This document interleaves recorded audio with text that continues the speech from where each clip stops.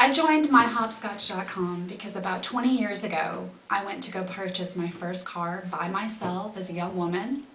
Very excited, knew exactly what car I wanted. I knew the color, the make, the model, the features. And I showed up at the dealership very enthusiastic, thinking I knew exactly what I was doing. And it turns out they didn't have the exact car I wanted, which was okay. They said they could get it from a different dealership. So I showed up the next day, still just as excited to purchase my new car. Just one problem. The car did not have all the features that I wanted.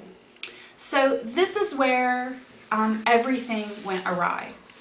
I had handed them my keys for my trade-in of my car, my driver's license, because I was going to test drive the car. And when I determined the car was not what I wanted, I told them I was not going to buy it. And the next thing I know, I went from a salesperson to a manager, and they're trying to convince me that I really do want this car, that this is what I wanted, and trying to tell me that I didn't tell them that these are the features that I wanted. And about an hour goes by, and I'm still stuck there trying to get my keys back, trying to say I'm not going to purchase the car. And the story just kept escalating for them trying to keep me there. And the next thing I know, I ended up in the general manager's office. And he was talking to me like I didn't know anything about the car that I wanted, that I didn't know what I was doing, and proceeded to call me a little girl in the transaction. Which I have to tell you, as a woman, and most of you women out there know, that's not a good starting point for any conversation. I wasn't that too far off of being a little girl, but I was pretty clear at that point in my life I wasn't a little girl. They berated me, yelled at me, obviously were name calling, and still refusing to give me back my keys and let me leave the dealership.